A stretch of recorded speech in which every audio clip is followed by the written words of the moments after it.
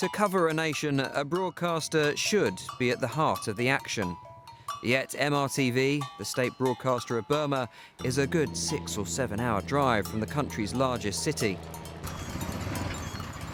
Past the occasional herd of cattle wandering across the empty highway, beyond a smattering of roadside shacks, lies the voice of the nation.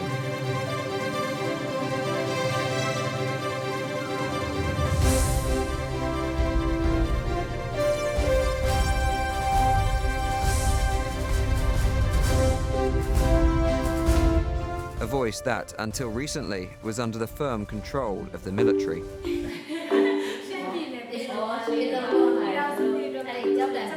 Each day starts with a morning meeting run by MRTV's Deputy Director for Television, Mo Thuza-Ong, to discuss the top stories and running order.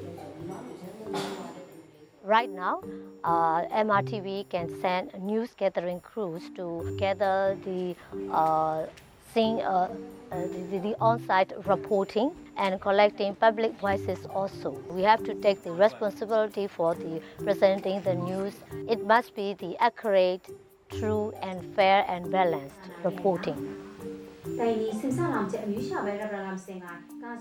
As Burma has opened up, so too, in theory, has the media. Pre-publication censorship has ended, and the nominally civilian government claims that MRTV can now report stories itself. Up to a point, though. Some of the journalists at MRTV are doing what they can to push the boundaries, but some of the biggest issues facing the country are still off limits. Persecution of the Rohingya, for example, goes unmentioned. Even the word Rohingya is never uttered on MRTV. And don't look too hard for that exclusive Aung San Suu Kyi interview.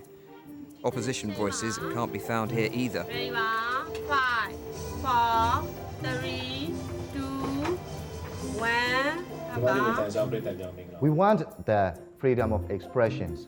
Everybody say, what? MRTV don't have the freedom of expressions. I also want the freedom of expressions.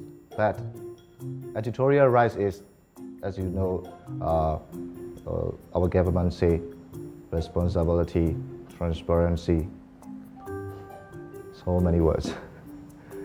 But difficult to show, difficult to say.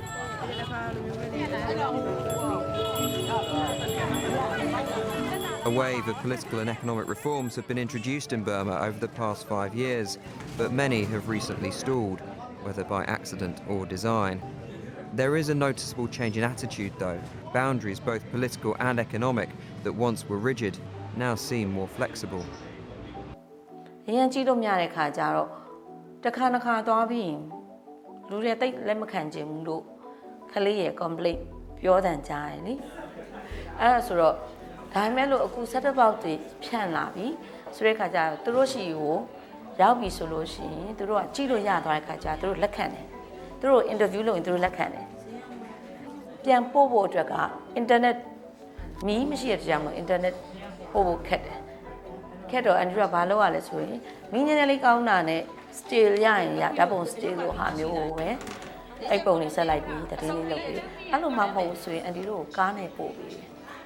Listen to MRTV's senior management for long enough and you can feel optimistic.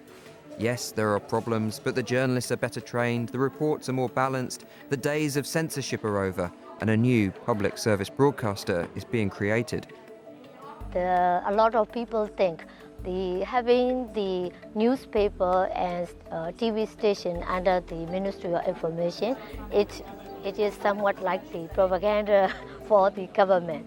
That's why the government decided to change the state-owned newspaper and state-owned television station to become the public service one for the better serving for the people.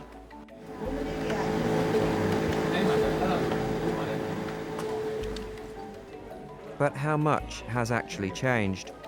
Despite the rhetoric, most of the news still comes from the government's news agency. arriving by fax, then read out by newsreaders.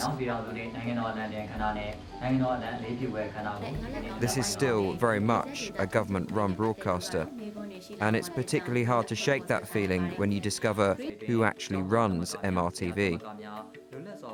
Our DG is the head of the former head of the censor board, and right now he became the DG of MRTV. The sets might be shinier, the camera work sharper, but if the content hasn't changed, is this not just new, improved propaganda? In Burma, for Monocle, I'm Steve Bloomfield.